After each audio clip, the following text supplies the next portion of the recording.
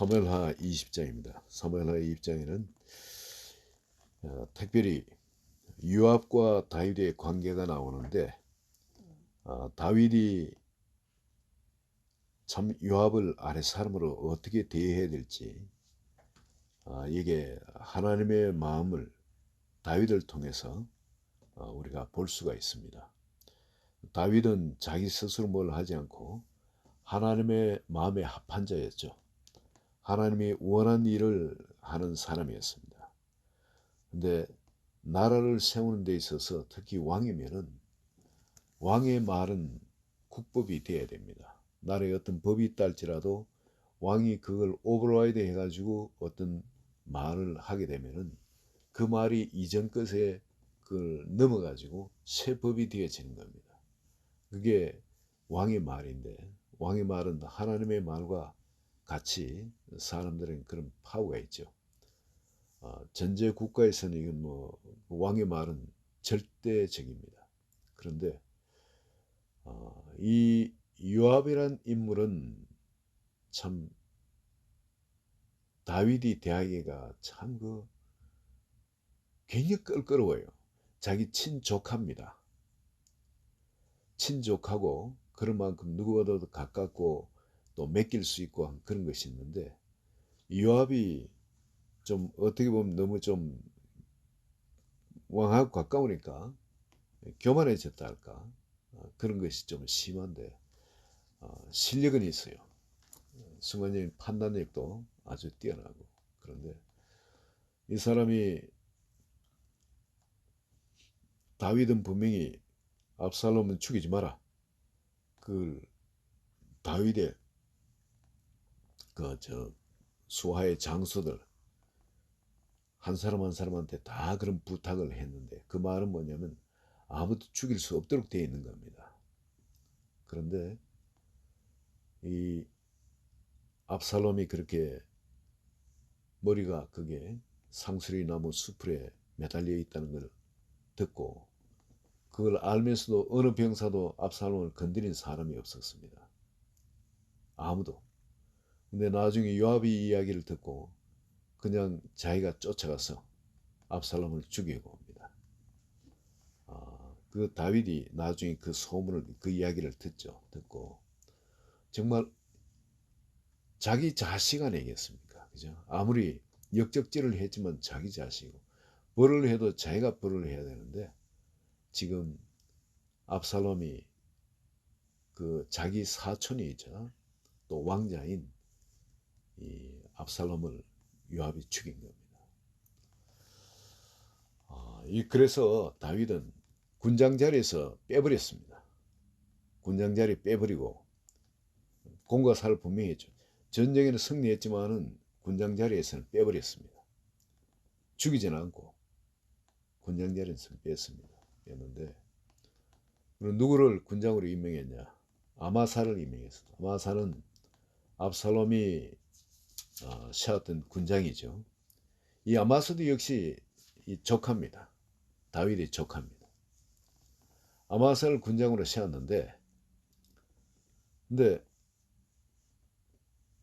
그 문제가 발생한 것이 이스라엘에 이게 반역 기미가 보이기 시작한데 그 아주 불량한 사람 세바란 사람 이 사람이 이스라엘 사람들을 모으기 시작합니다.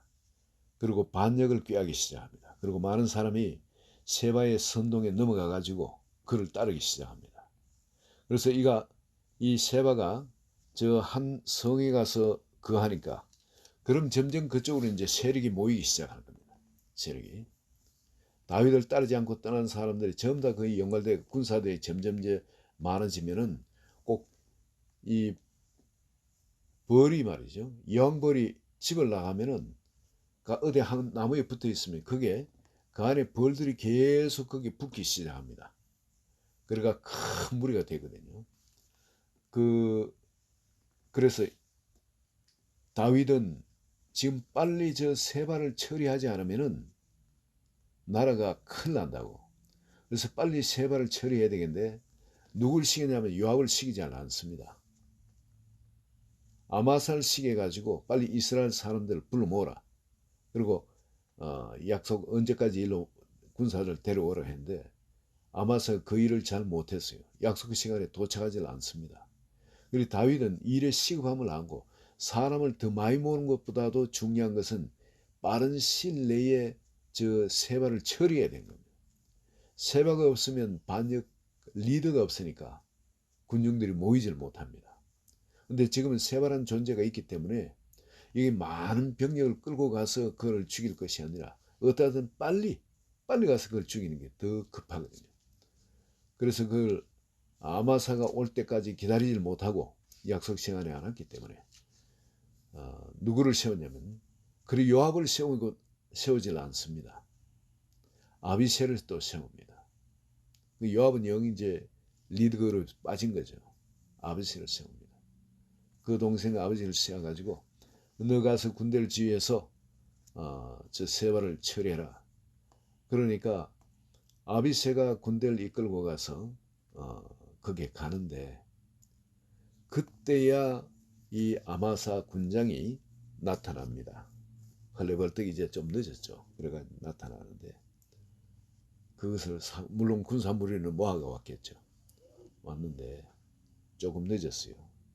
그 요압이 있다가 자기는 영원히 이제 왕자를 죽였기 때문에 영원히 이제 임금한테 기회를 잃어버린 겁니다. 그럼 자기가 하면 어떠하냐? 지금 여가서 저 세바를 처리하는가? 그 일을 자기가 해가지고 이 반역을 진압하면은 임금이 자기를 어쩔 수 없다. 다윗이 임금을 잘 아니까 말이죠. 이제 그래서 요압은 거기서 아마사를 살해해버립니다. 대단한 인물이죠. 자기 사촌이에요. 이종 사촌. 아마사하고 요압 관계는 이종 사촌간입니다.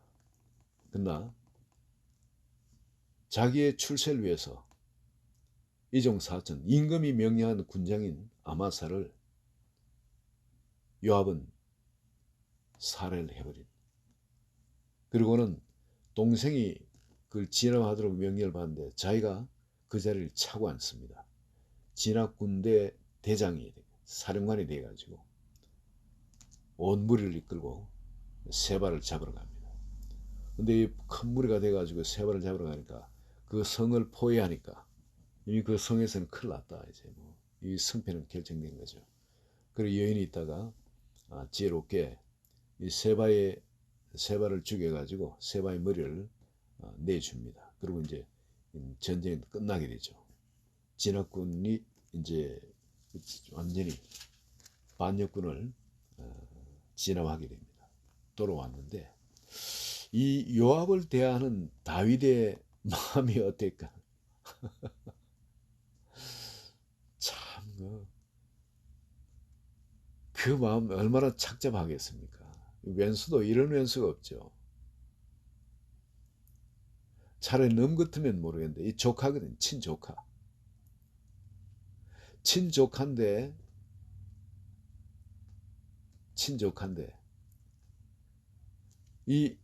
이놈이 누구를 죽였냐면 자기 아들 압살롬도 죽이고 그리고 또 이 자기 다른 조카 그리고 요압한테는 사촌 형인 아마사를 또 죽였다.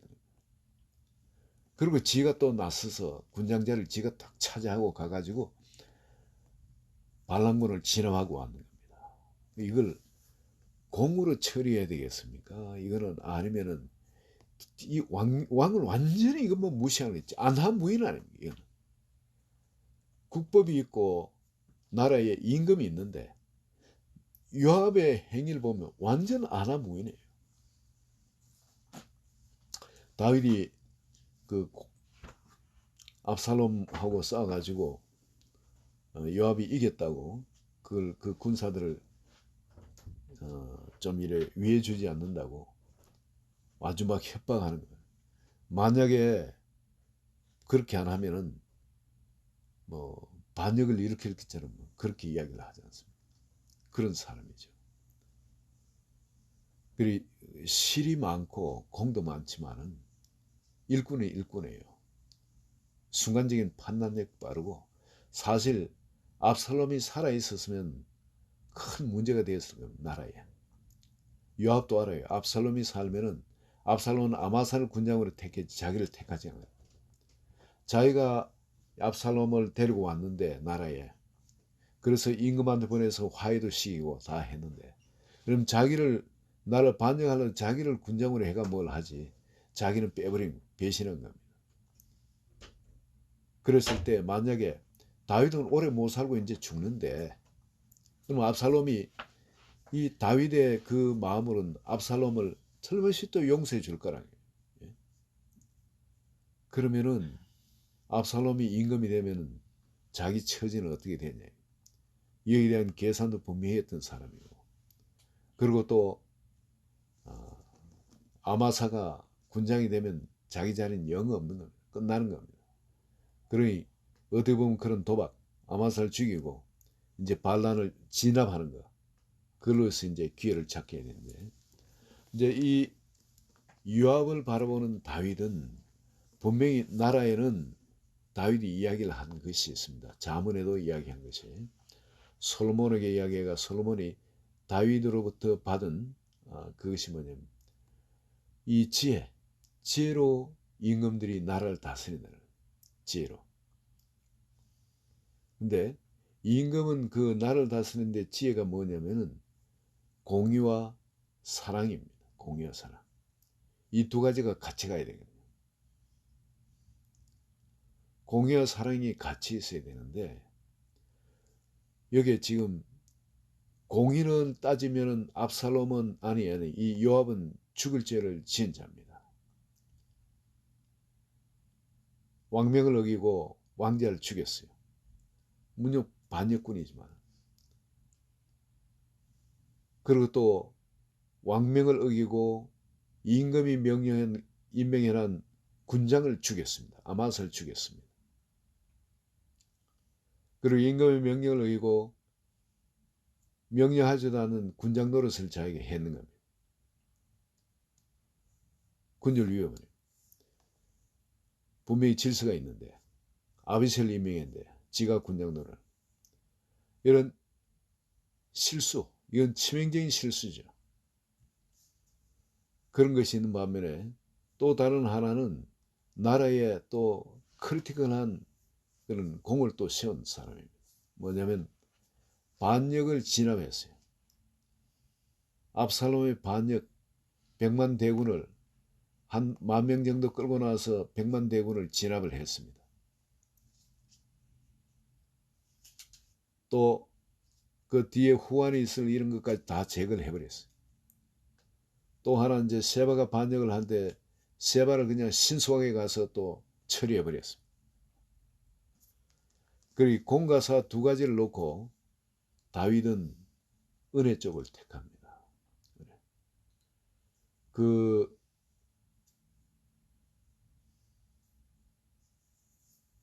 하나님이 분명히 세야 될 공의를 거기서 건드리지 않고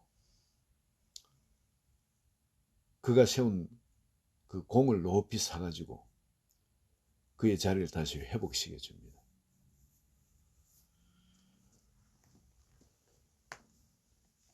이 다윗의 나라를 다스려 나가는데 하나님을 닮아가는 데를 보면은 그 깊은 속에는 어떤 이해 타산 이것보다는 하나님의 마음이 사람들을 긍휼히 보는 그런 마음이 그 속에 많이 배어 있는 걸 봅니다.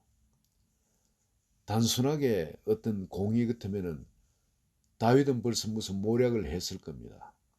지금은 이 공을 이래 세웠지만은 그에게 군장 자리는 안 주고 뭐 장관 자리를 주거나 뭐 그런 식으로 해서 그걸 표현하거나 하겠죠. 아니면 또 다른 사람을 통해 그걸 제거하거나 그렇기도 하겠죠. 근데 그렇지 않습니다.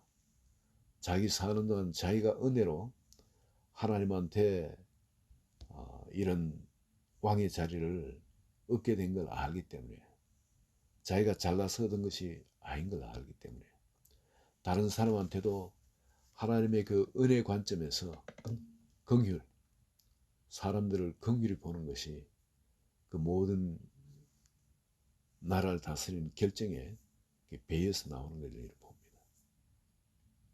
인간적으로 보면은 여기에 우리 그 사람 다스리고 하는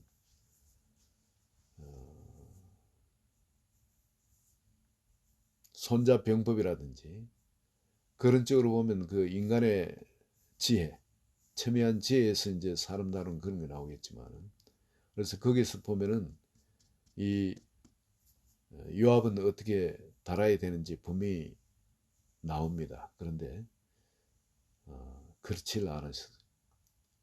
다윗은 남들 보면 좀 바보스럽고 왕의 자존심도 상하고 체면도 상하고, 그리고 또 그렇게 할 때 요압이 더 교만해질 위험도 있고 한데, 더 안하무인이 될 그런 위험도 있고 한데, 그럼에도 불구하고 하나님이 다스리는 걸 알기 때문에 하나님께서 그 부분엔 기름 부은 자를 어떠하든 건드리지 않으신다는 거, 못 건드리도록 지키신다는 거, 그걸 알기 때문에 다윗이 그에게도 요압에게도 하나님의 그 은혜를, 하나님의 그 긍휼을 베풀고 그의 공을 높이 사서 일을 그렇게 처리하는 걸 봅니다.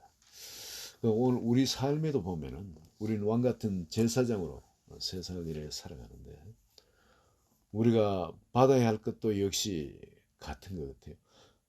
모든 것을 볼 때 하나님의 은혜의 관점에서 그 계속 사람은 긍휼히 여기고 공을 귀하게 또 인정해 주는 것, 그런 것이 또 필요할 줄로 믿습니다. 삶 가운데 바로 하나님께서 다윗을 통해서 사람들을 다스려 나가는 것, 이것이 우리 한 사람 한 사람에게도 하나님의 지혜로 가슴에 심겨지기를, 또 내 것이 되어지기를 예수 그리스도 이름으로 축원드립니다.